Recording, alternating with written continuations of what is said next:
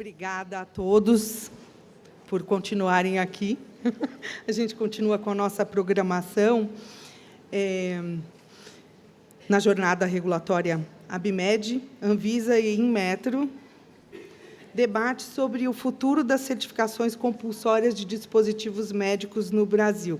Gente, a parte do debate vai ficar um pouco prejudicada, porque o Inmetro não pôde comparecer nessa hospitalar, apesar de terem vindo no ano passado. Esse ano eles não tiveram disponibilidade.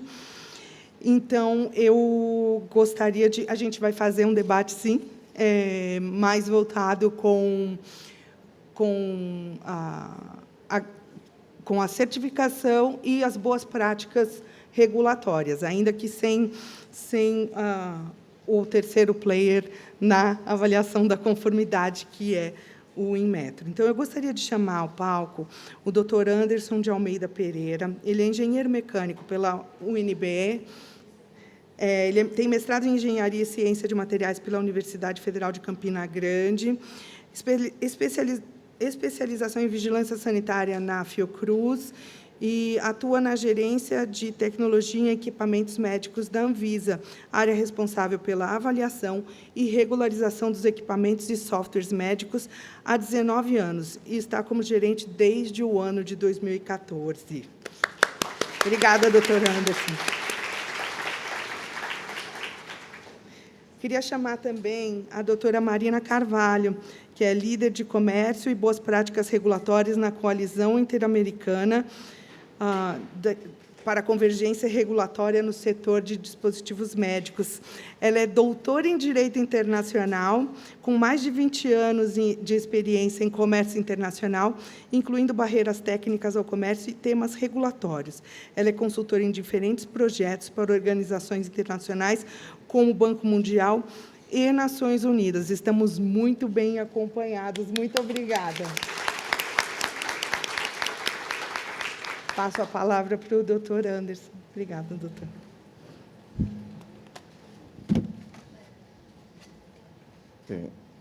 Boa tarde a todos. Gente! Não, eu estou demais, eu estou muito articulada hoje, gente. Vocês estão acostumados comigo, mas hoje está demais. Tem o Márcio também, né? O nosso... O Márcio Godoy. Mas eu vou dizer o que aconteceu. Eu deixei a ficha com a qualificação dele ali, né? Caiu, caiu da minha mão.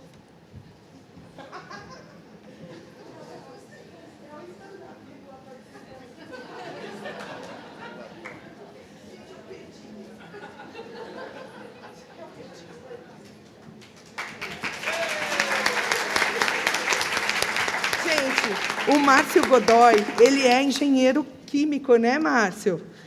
E ele atua há mais de 10 anos na área de assuntos regulatórios. Hoje ele está na Fujifilm, e comigo ele está há 10 anos na ABMED. Sempre, o que eu sei de avaliação de conformidade, eu aprendi com ele, com o Luciano, que foi embora para a Espanha, com o Leonardo, que foi embora para a Espanha. Daqui a pouco ele vai também, tá? A gente precisa segurar esse moço aqui. Márcio, você gostaria de falar a sua formação? Você é químico. Eu passo vergonha aqui, mas não passo sozinha, não. Não, sou químico, tenho pós-graduação em Engenharia de Polímeros e Gestão Ambiental, e tenho MBA em Gestão de Negócios pela USP. Viu, gente? Eu jamais ia falar tudo isso desse moço. Eu perdi o papel. Gente, obrigada. Eu queria passar a palavra para vocês.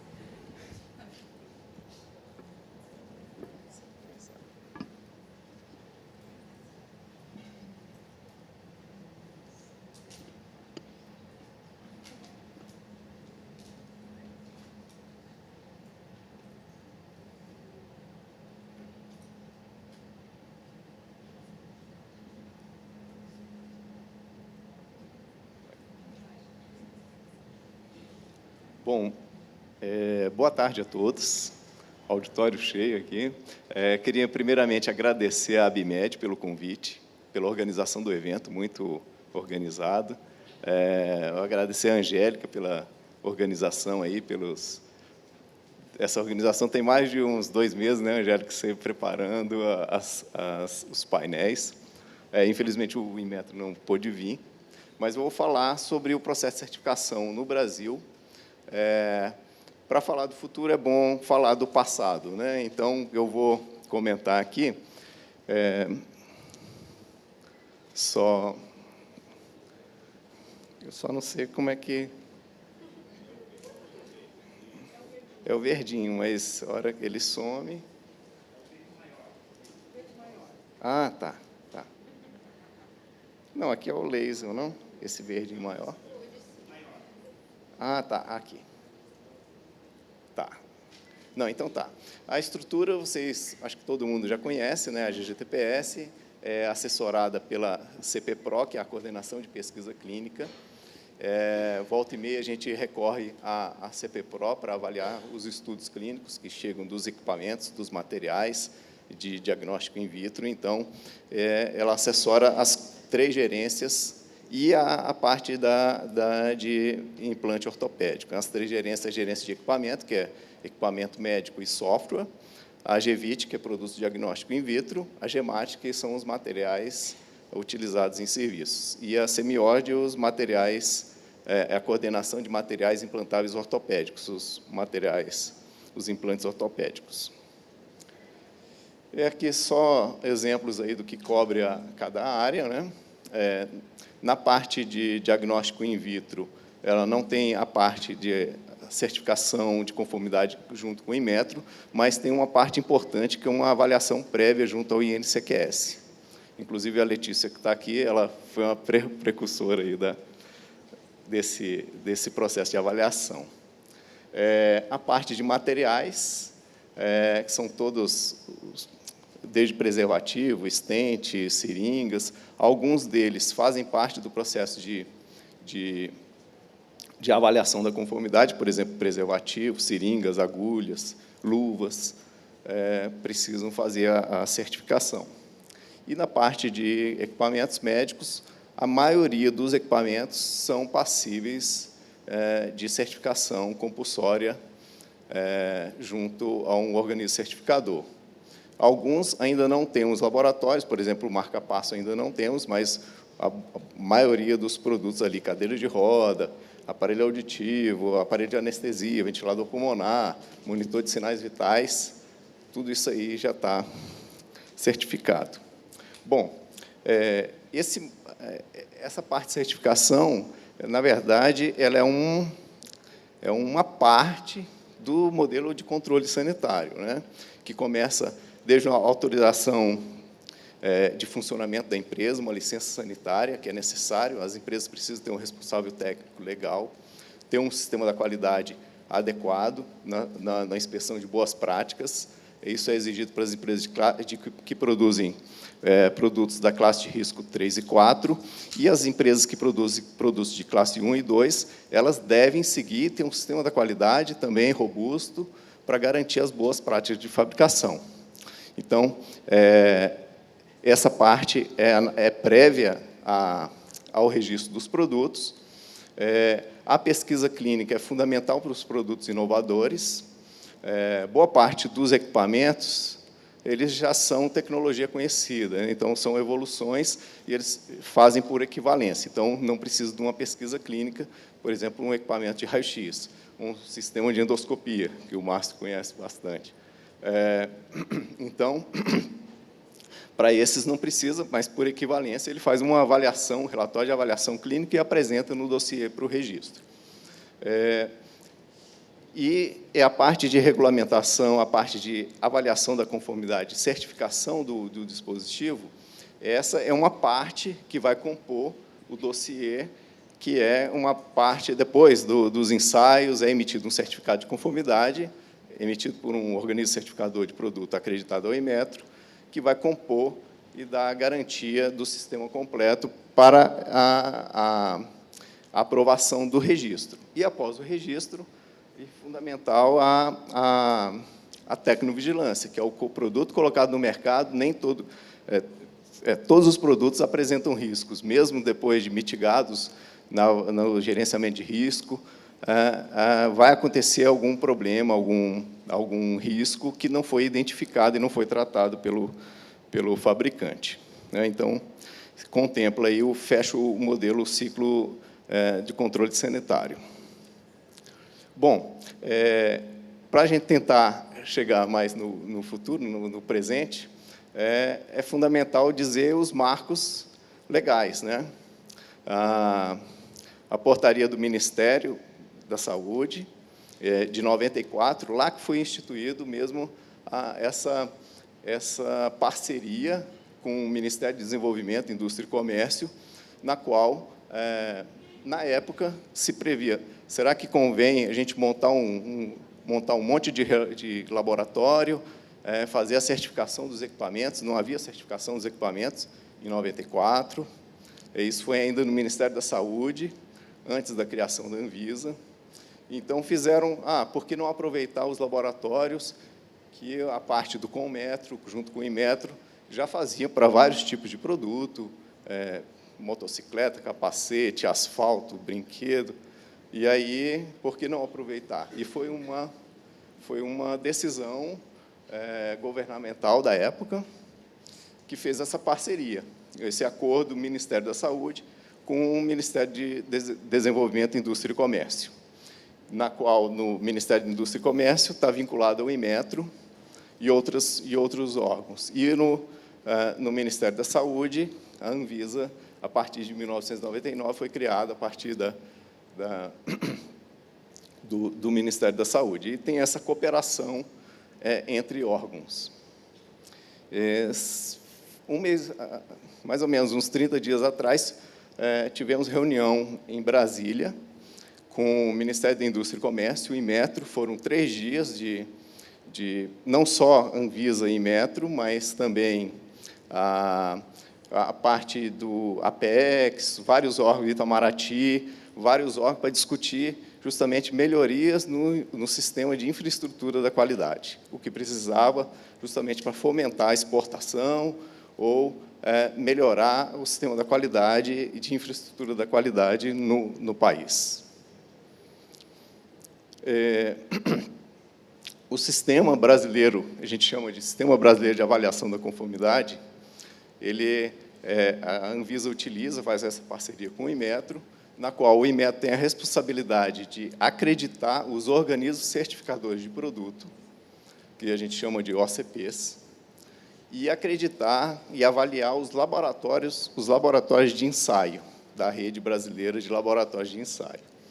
Bom, e também, não só os laboratórios daqui, mas a gente aceita o sistema, o SBAC, aceita relatórios de fora. Os organismos certificadores aqui do Brasil, através de um memorando de entendimento, eles aceitam relatórios de ensaio de fora, vindo do ILAC, o International Laboratory Accreditation Cooperation, do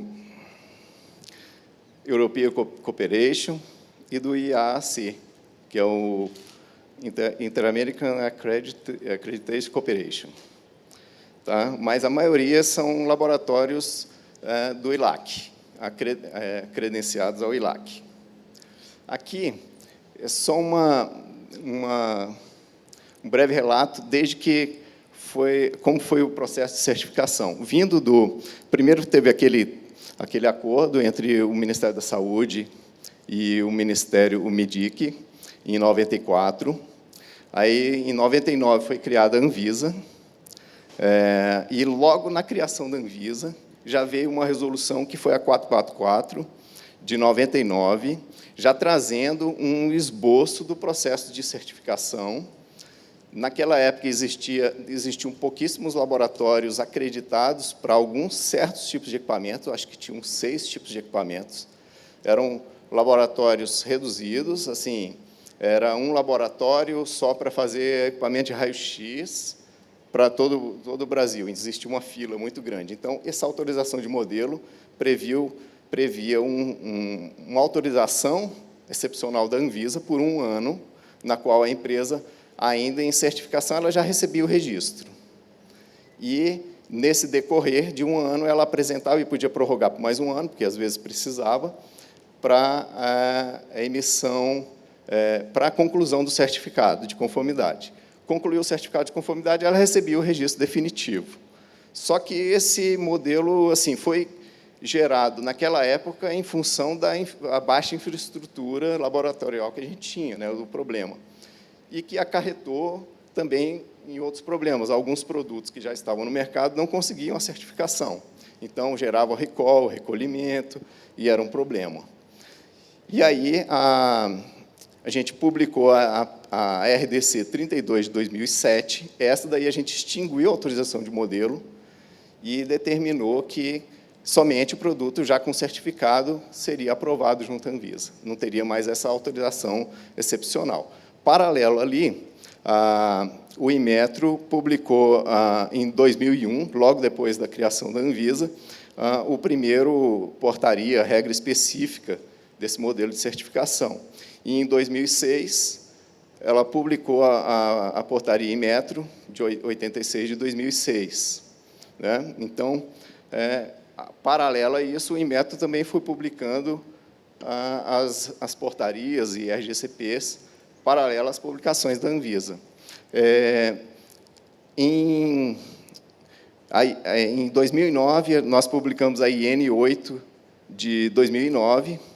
Essa daí foi uma evolução, porque a norma geral, mesmo que antes dessa IN, somente os produtos que existiam normas particulares, por exemplo, raio-x, já existia uma norma particular, o equipamento de raio-x tinha que ser certificado completo, tanto a norma geral de segurança elétrica, quanto a norma específica particular de equipamento de raio-x.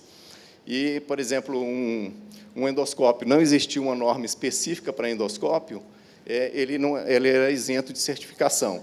Nesse momento, em 2009, todos os produtos, independente se existia norma particular ou não, minimamente eles tiveram que ser certificados pela norma geral de segurança elétrica e compatibilidade eletromagnética. E aí a gente foi evoluindo, assim, essas INs são instruções normativas de atualização periódica. Nós utilizamos sempre normas internacionais, da ISO, IEC, justamente para alinhar globalmente a convergência regulatória, né? Então, são normas que os outros países utilizam e que a gente utiliza também. Então, tivemos aí a atualização, a RDC 27 de 2011, o Inmetro publicou a portaria 350 em 2010, que foi a primeira, quer dizer, já uma portaria que veio evoluindo. Publicamos uma IN 9 de 2013, também um aumento de escopo. Em 2011, o Inmetro atualizou o RGCP, é um documento importante do processo de certificação. Em 2014, a gente publicou uma nova IN. Essa instrução normativa, normalmente, a gente vai publicar a cada 2 anos. Tá? Eu vou depois detalhar a última IN, que a gente publicou agora, em março de 2024, acrescentando novos equipamentos, novas atualizações normativas. Tá? Então, foram várias atualizações. O Inmetro publicou, em 2015, a portaria 118 do RGCP, ela atualiza o RGCP, publicou, substituindo a 350, a 54 de 2016. A Anvisa publicou várias INs nesse decorrer, a IN 29, IN 49, a IN 116, de 2021, e a RDC 27 de 2011, que trata do processo de certificação junto à Anvisa, ela foi simplesmente, quer dizer, teve uma atualização apenas de número, que é a 549 de 2021, que atualizou a RDC 27 de 2011 e apenas o normativo. O conteúdo, o mérito não foi alterado. E publicamos, agora, recentemente, a IN 283 de 2024, que eu vou comentar mais detalhadamente agora para frente.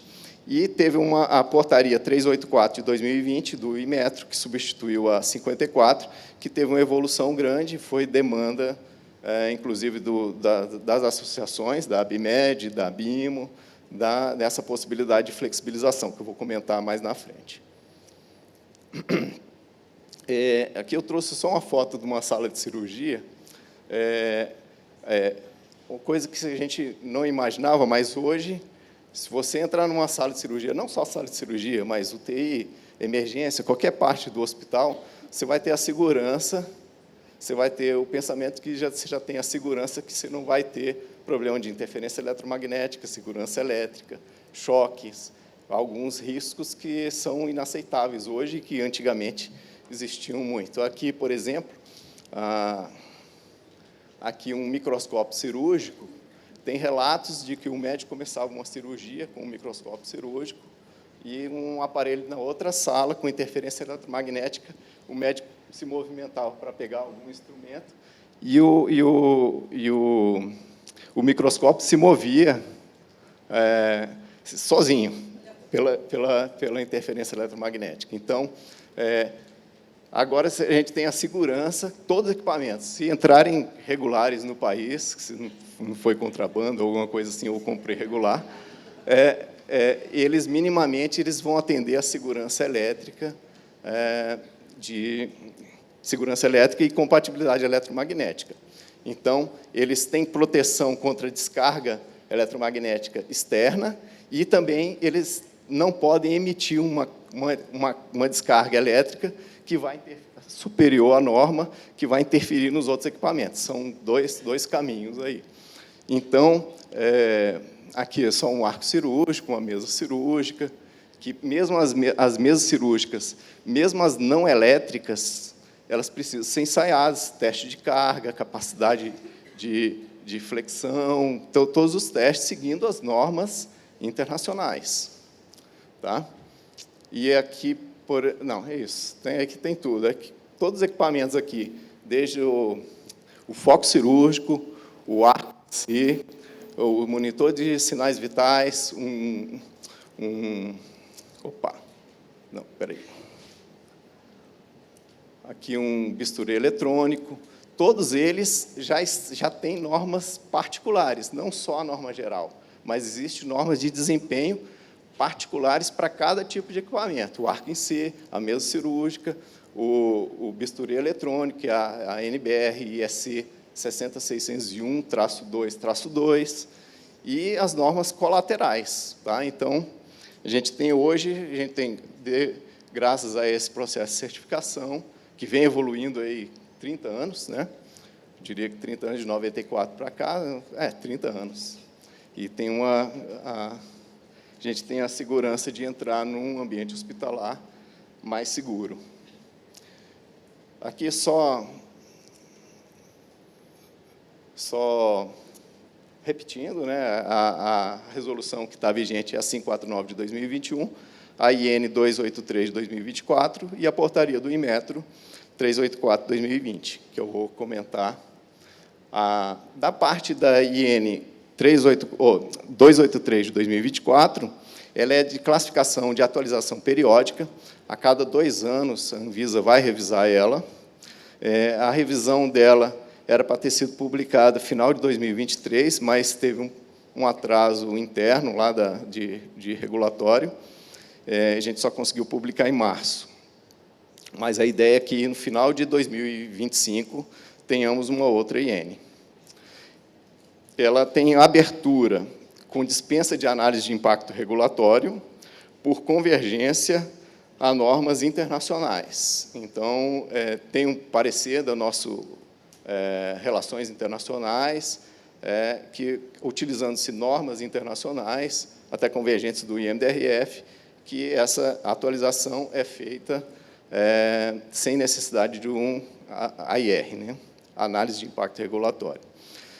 São feitas reuniões antes de cada revisão, nesses 2 anos que precedem uma publicação de uma instrução normativa, nós fazemos reuniões com laboratórios para verificar se existem laboratórios acreditados antes de incluir a norma, previsão de acreditação nesse período de 2 anos, reunimos com os laboratórios, com organismos certificadores, nós comunicamos depois dessas reuniões, a gente passou essa documentação para a ABIMED, para a ABIMO, para a ABRAID, para as associações, para coletar o feedback e sugestões.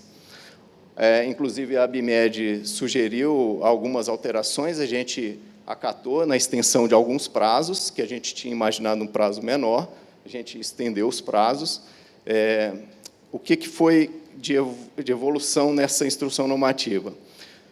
Foram colocadas 2 emendas, uma emenda à norma geral de segurança elétrica, que abrange todos os equipamentos elétricos, e uma emenda também à norma de compatibilidade eletromagnética.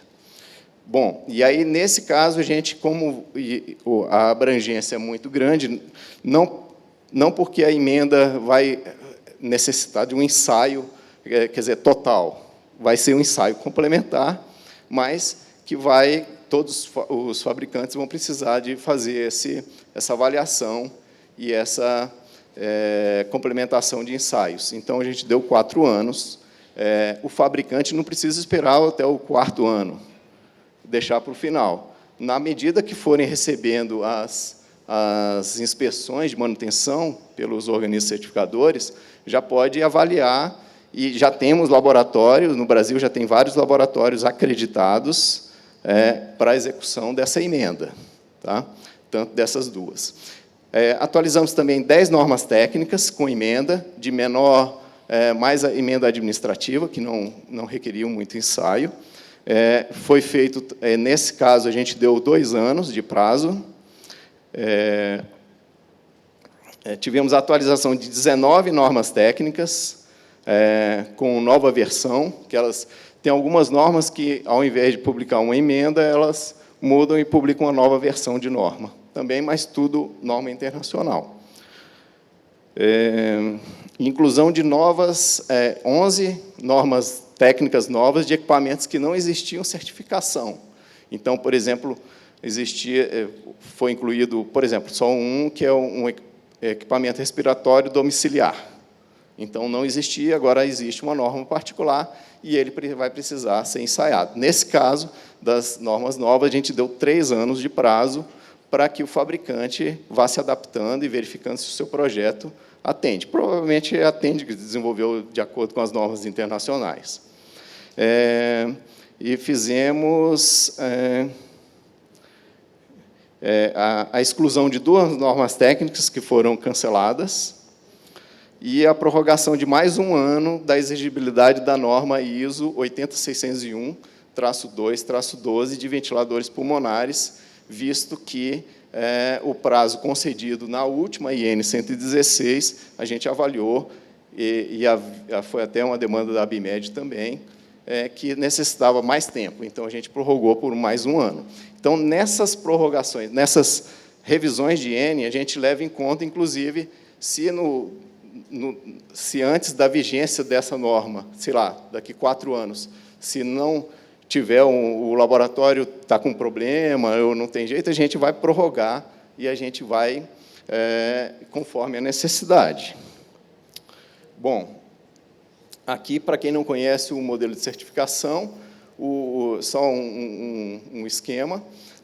O Inmetro acredita os organismos certificadores, acredita os laboratórios, os OCPs entram em contato, fazem uma avaliação do processo de certificação, encaminham para o laboratório, para os laboratórios acreditados, para cada certo tipo de norma, encaminha para ele o protocolo de ensaio, o que o laboratório deve testar.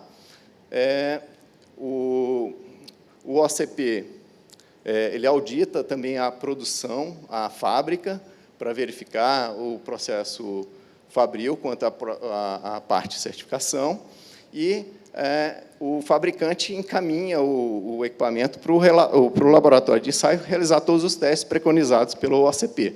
Feito isso, os laboratórios encaminham os relatórios de testes de ensaios, se forem tudo certinho, tudo aprovado, encaminham para o OCP, e o OCP emite o certificado de conformidade pelas normas aplicáveis, e encaminha para a fábrica. E o fabricante encaminha no dossiê de registro, é um dos documentos necessários para o dossiê de registro. Aqui, com a nova portaria do Inmetro, o que mudou? Antigamente, esse processo de certificação ele tinha durabilidade de 5 anos. Então, um equipamento, vamos supor, um eletrocardiógrafo, ele foi ensaiado, no final de 5 anos, ele tinha que levar de novo para um laboratório e fazer os ensaios totais, de novo, refazer o ensaio completo. De certa forma, o que evoluiu, flexibilizou?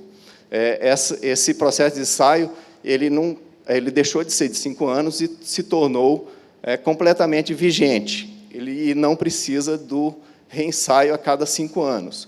Porém, sempre quando tiver uma alteração de projeto, por exemplo, o fabricante teve que alterar o projeto devido a uma falha técnica que ele detectou, ele precisou fazer uma alteração, uma evolução no processo do projeto do equipamento, ele precisa ensaiar o que for aplicável para aquela alteração. São ensaios complementares, na qual ele faz os ensaios complementares, encaminha para o OCP, e o OCP reemite o certificado já pela nova normativa, de acordo com a alteração do projeto. Tá? As auditorias de fábrica são a cada 15 meses, de 12 a 15 meses. Em relação ao processo da 350 e da 384, de evolução, na 350 se exigia que os equipamentos tivessem sido ensaiados há, no máximo, 2 anos do início do processo de certificação. 2 anos, e os equipamentos de grande porte eram 4 anos. Isso deixou de ser exigido, foi flexibilizado, desde que ele comprovasse que o equipamento atendia às normativas atuais. Então, ele vai comprovar isso para o OCP através dos relatórios de ensaio. Foi também flexibilizada a parte da posição do selo do Inmetro, que tinha que ser colocado lá fora, agora é possível colocar aqui no Brasil também, lá fora ou no Brasil, flexibilizou isso. A parte de ensaios de rotina, dependendo do tipo do produto, do sistema da qualidade da empresa, é possível também flexibilizar isso. Então, teve vários pontos de evolução, mas os principais são esses, né? Aqui, não só a que eu falei de equipamento, agora, materiais, existem normas específicas. A de equipamentos é a 549 de 2021, mas temos normas específicas, por exemplo, para equipo de bombas de infusão, que é a RDC 539 de 2021, de agulhas hipodérmicas e seringas, ou hipodérmicas e agulhas gengivais, que é a 540 de 2021, a parte de seringas hipodérmicas, a RDC 541 de 2021, a parte de luvas, que é a RDC 547 de 2021, a RDC 550 de 2021, que trata de implantes mamários, e a parte dos preservativos masculinos, que é a RDC 554 de 2021. Na parte de materiais, existe aquele modelo que eu falei sobre equipamentos, é o modelo tipo 5, aquele processo de certificação, tem inspeção de fábrica. Mas existe um modelo que é aplicável mais a materiais, que é o modelo 1B do RGCP, que ele testa lote a lote. Antes do produto ser comercializado no país, o OCP coleta uma amostra, encaminha para o laboratório, por exemplo, preservativo, é feito o ensaio, se passar nos testes, é emitido um certificado de conformidade para aquele lote específico, e ele pode ser distribuído. Nesse caso, não tem inspeção de fábrica, mas boa parte das empresas preferem, por exemplo, seringa, existe a possibilidade dele utilizar esse modelo, mas eles preferem o outro modelo que tem inspeção de fábrica para não testar lote a lote. Tá? Aqui a gente a parte do processo de certificação, a empresa ele deve pensar desde a concepção do projeto, né? Desde o desenvolvimento, aplicação das normas, atendimento às normas, e não desenvolver todo o produto e levar para um laboratório de ensaio para só checar se ele vai passar ou não, e aí que acontece vários problemas de projeto, tem que refazer e tudo. Na verdade, ele é para confirmar a conformidade. Então, a empresa tem que se...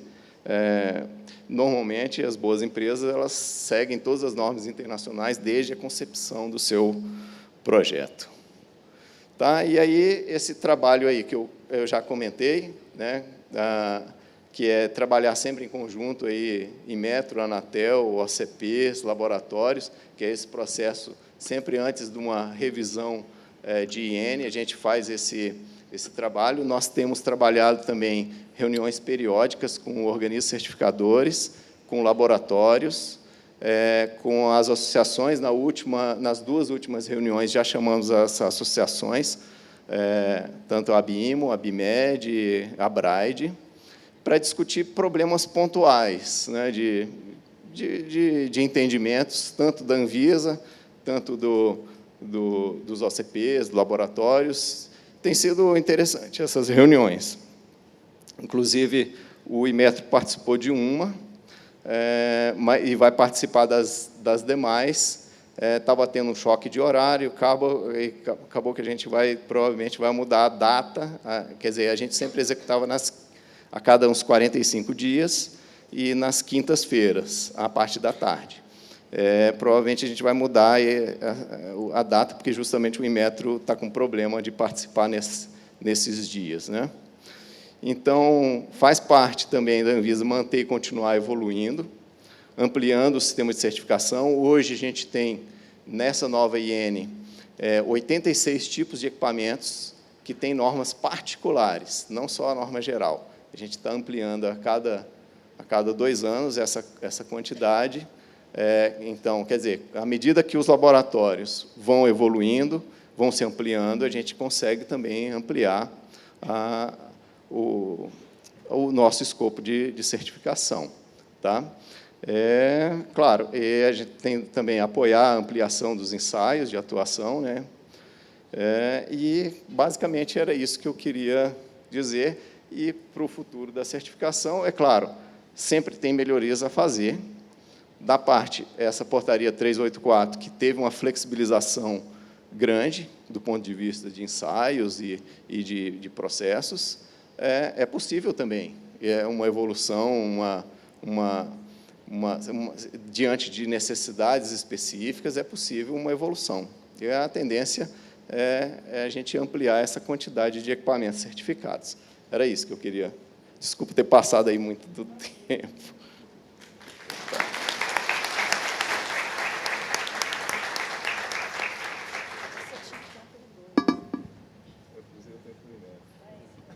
Bom, Anderson, excelente apresentação. Legal ver a evolução que a Anvisa tem ao longo dos tempos, né? E deu para identificar bastante ali a participação efetiva da ABIMED, né? Em vários pleitos atendidos, outros não, a serem atendidos no futuro, né? Quem sabe, né? Então, e também trabalho enorme, né, dos comitês, né? Então a gente tem o CIRO, o PAC, né, e outros subgrupos que a gente foi formando ao longo do tempo, né, para atender todas as nossas demandas. E com isso, né, você falou que teve a reunião com o Inmetro, MDIC, Apex e todos os outros, né? Acredito que seja em relação ao handover, né, que não existirá mais, né, dos hacks, né, que os hacks ano passado na própria jornada, né, o Hércules da DICONF informou que eles gradativamente seriam transferidos, né, começou com o Ministério do Trabalho, teria um prazo de praticamente 5 anos, seria transferido os 9 hacks para a Anvisa, e parece que tudo mudou, né, recentemente. Sim. Inclusive, nessa reunião, a gente já tinha mais ou menos uma noção, mas nessa reunião ficou confirmado, até o Leonardo Rocha, que estava na reunião, confirmou que eles vão manter o processo de certificação com o Inmetro, nessa parte de eletrodomésticos que eles consideram essencial para a garantia do sistema da qualidade. Então, baseado nisso, a gente tinha uma expectativa, né, de que tanto a ABMed como as outras associações tivessem um trabalho maior, né, de colaboração, para que a gente buscasse, às vezes, uma simplificação dos processos ou mesmo uma convergência regulatória, né, principalmente para seringas, equipos, próteses mamárias, né, que a gente teve bastante discussão ano passado, e também, claro, equipamentos e preservativos, enfim, todas as áreas cobertas, né. Você, como Anvisa, você entende que, mesmo não tendo esse handover, a gente conseguiria atuar mais fortemente, mais eficientemente, né, a fazer essas alterações dos RACs e talvez até RGCP? Sim, eu considero que sim. Eu acho que tem que partir, pode até ser nessa reunião que congrega, quando o Inmetro estiver lá, vocês já podem citar ou já encaminhar o ofício para pontuar os itens que vocês consideram necessários, essa melhoria e evolução. Eu acho que tem que partir daí, como partiu a revisão da 350, foram vários itens que foram debatidos, foram várias reuniões, a Anvisa participou também, junto com o Inmetro, dessas reuniões, junto com a ABMed, com a BIMO, inclusive, nós também tivemos acesso às contribuições que foram feitas, foi colocada em consulta pública essa portaria. Ela demorou um pouco para ser publicada, mas teve a pandemia e publicou logo ali em 2020, né? Então, final de 2020. Então, talvez a pandemia tenha atrasado um pouco, mas nós sempre estamos abertos a trabalhar em conjunto, mas precisa dessa indicação dos itens que precisam ser melhorados. Márcio, se você me permite fazer uma contextualização, acho que na linha do que o Anderson comentou também na fala dele, essa iniciativa do MDIC de juntar as autoridades, não só a Anvisa e Inmetro, mas todas as agências reguladoras, ela decorre muito da reforma que está sendo feita no universo regulatório aplicável justamente a boas práticas regulatórias, né? Como que o governo brasileiro vai desenvolver as regras, as normas aplicáveis a todos os setores regulados no Brasil. E isso vem acontecendo, eu acho que a Anvisa é pioneira e desde lá do PROREG já tinha um trabalho da Anvisa bem importante nessa área, mas a gente precisa destacar aqui um marco regulatório mais recente, de 2018 para cá, que é o marco regulatório que vai obrigar as agências a conduzirem avaliação de impacto regulatório, avaliação de resultado regulatório e consulta pública das regras que pretendem ser publicadas e editadas. E aí, dentro desse universo regulatório, eu acho que vale a pena a gente lembrar da Lei de Liberdade Econômica, que traz a obrigação da avaliação de impacto regulatório. Depois disso, veio o decreto que regulamenta a avaliação de impacto regulatório no Brasil. E eu acho que talvez o mais relevante para onde eu quero chegar na nossa conversa diz respeito ao Acordo Brasil-Estados Unidos, que é o protocolo justamente celebrado em 2021 e que se traduziu num decreto onde ele tem um anexo específico só sobre boas práticas regulatórias. E esse anexo, que já está em vigor no Brasil, primeiro ele define regulação de uma maneira muito ampla. Então, ele vai além do que a gente estava habituado a entender como regulação na regra internacional, e ele inclui, nesse escopo de regulação, todo ato normativo proferido por uma autoridade que tenha um objeto regulado e tenha um impacto sobre a sociedade. Por que isso importa? Porque hoje, quando a Anvisa faz os regulamentos técnicos, ela segue uma agenda regulatória e ela tem um procedimento de boas práticas muito bem estabelecido. As demais agências e órgãos brasileiros que não têm isso bem estabelecido passam a ter que se adequar a essas novas regras e os detalhamentos constantes nesse decreto e em todo esse marco regulatório que eu comentei. E aí eu chamo a atenção para os RACs, porque o sistema, justamente, de avaliação da conformidade, o sistema brasileiro de avaliação da conformidade, ele é conduzido pelo Inmetro, e os RACs acabam se enquadrando nessa definição técnica de regulação que consta nesse decreto. E, dentre as obrigações ali previstas, nós temos a obrigação de realizar, que os RACs, portanto, né, de que essas regulações tenham uma linguagem simples, de que elas sejam precedidas de avaliação de impacto regulatório, de que exista a avaliação de resultado regulatório, ou seja, depois que a norma está em vigor, ela cumpriu com o objetivo pretendido, foi feito um teste de necessidade sobre o custo, o benefício e o impacto, depois que a norma já está em vigor, como que o setor regulado está trabalhando com a regra uma vez publicada. O que a gente vem comentando como setor privado é a necessidade de órgãos, de uma maneira geral, mas aí falando dos RACs aplicáveis a dispositivos médicos, de que eles passem por uma revisão, por um processo de revisão, não esperando um problema específico acontecer, mas dentro do contexto de que eles estão vigentes há muitos anos, de que eles não passaram pela análise de impacto regulatório prévio e não seguiram ali aquelas regras que hoje estão estabelecidas no nosso marco brasileiro, que demandam consulta pública, que demandam publicação de uma agenda regulatória,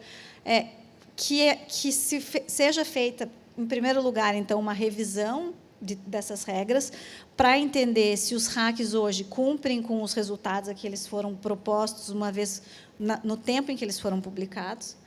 E a segunda questão que a gente vê de bastante relevância, e que tem a ver com o que você comentava na prática que vocês vêm desenvolvendo, diz respeito a estabelecimento de um procedimento padrão de diálogo entre órgão regulador e gerenciador de RACs, né, e o órgão gestor dos RACs. Porque o Inmetro, hoje, ele exerce uma função de regulador para aqueles setores que ele é o órgão regulador, né, brinquedos, você comentava, outros produtos, pneus, bicicletas, né? Mas, no caso em que eu tenho um órgão regulador distinto, que é o caso do setor de dispositivos médicos, eu tenho a Anvisa regulando, e aí eu tenho uma bifurcação com o Inmetro gerenciando o RAC. Nesse momento, se esses dois órgãos não mantiverem um diálogo constante, formalmente institucionalizado, para gerir a regra e o RAC, eu posso ter divergências interpretativas, eu posso ter problemas de aplicação de prazos, eu posso ter questões relacionadas justamente à boa prática regulatória que um órgão segue e que o outro segue, mas de uma forma distinta.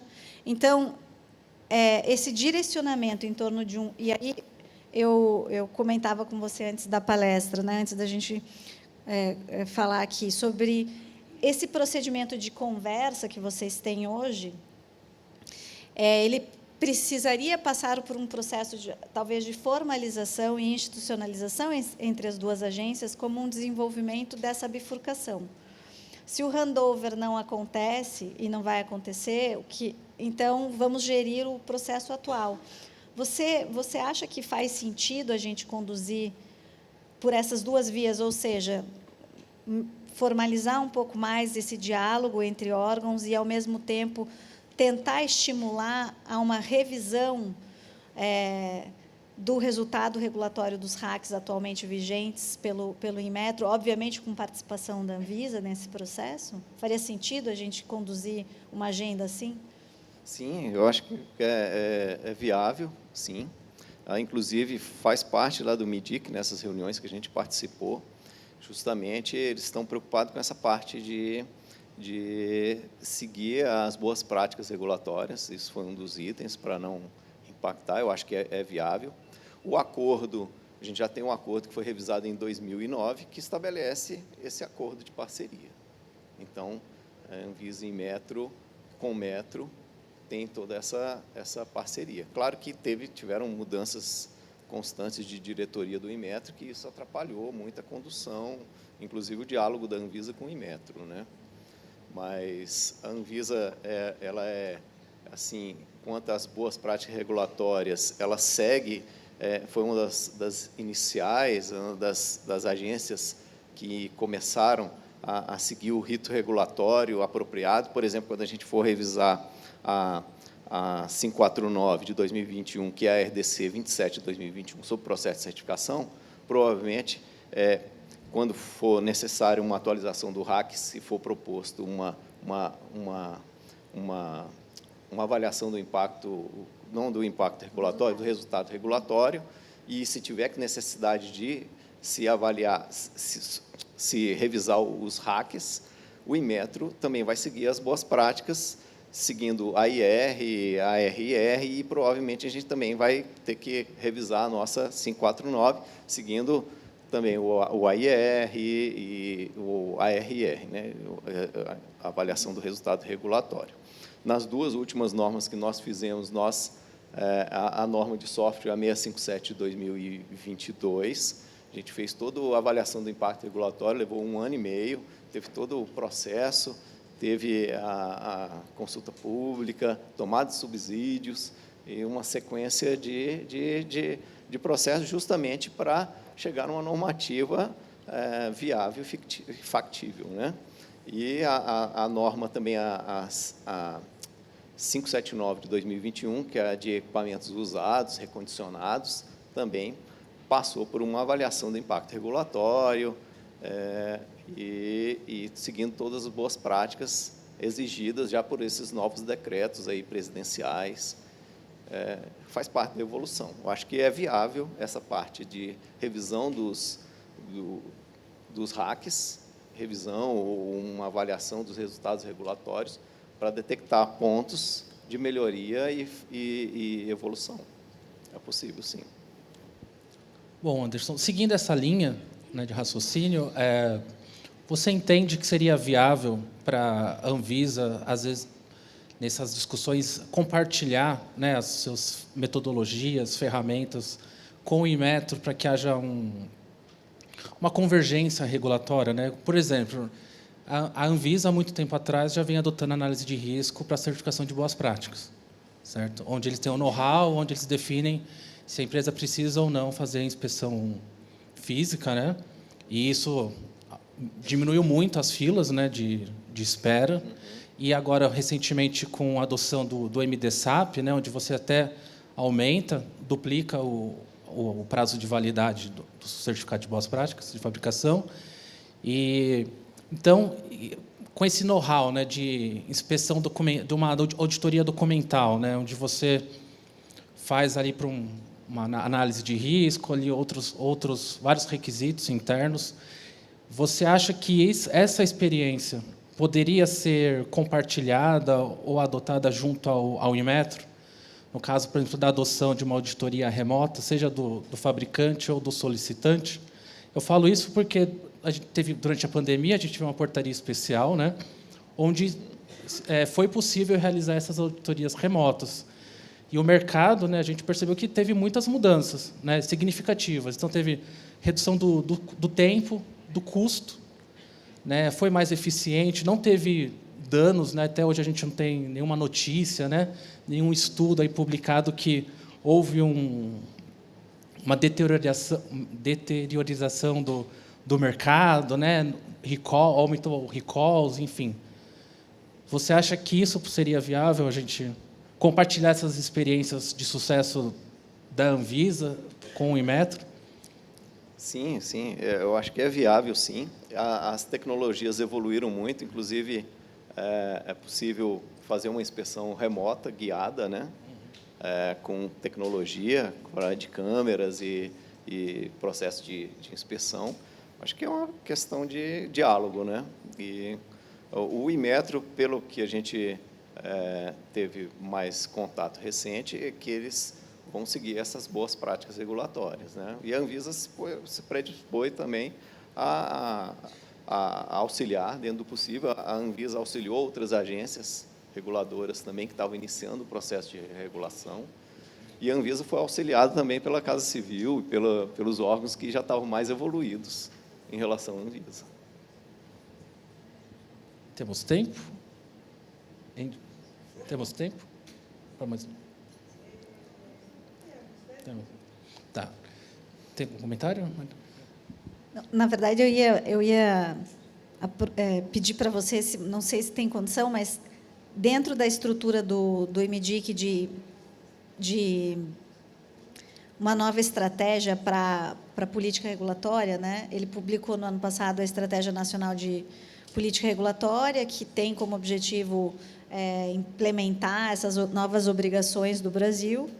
E acho que, como parte disso, vocês tiveram esse encontro. E esse ano eles pretendem publicar a Estratégia Nacional de Infraestrutura da Qualidade, que vai, eu acho que, trabalhar toda essa questão de boas práticas também dentro do âmbito do Inmetro e de infraestrutura da qualidade. Dentro dessa conversa que vocês tiveram, já deu para pincelar um pouco dos direcionamentos ou como que vai ser, inclusive, a relação de vocês com o MDIC dentro desse trabalho? Não sei, acho que isso é um tema novo para o setor também. Essas reuniões foram justamente para discutir essa parte de infraestrutura da qualidade. Eles estão criando marcos, discutindo com todos os setores, setor de trator, setor de brinquedos, toda a parte de infraestrutura, chamando todas as associações, energia elétrica, ar-condicionado, geladeira, tudo, aí equipamentos médicos, né, e materiais e todos dispositivos médicos, né. Tivemos reunião inclusive o Alckmin participou dessa reunião justamente para fomentar essa melhoria da infraestrutura da qualidade, que é importante tanto para exportar quanto para garantir o sistema interno de qualidade no país, não só de dispositivo médico, mas de todo tipo de dispositivo médico, e tentar diminuir realmente o impacto do processo de certificação para as empresas, ser um impacto, na verdade, positivo. Aproveitar esse processo de certificação para alavancar as empresas e não dificultar o acesso ao mercado. Eles vão trabalhar esse ano inteirinho com essa parte de infraestrutura da qualidade. Estão fazendo várias oficinas para justamente identificar pontos de necessidade, e o ano que vem tem a proposição de se... Eu não tenho muita propriedade de dizer, porque não representa aqui o MDIC, mas eles vão começar a executar esse processo. O que eles planejaram nesse ano, vão executar o ano que vem. Tá.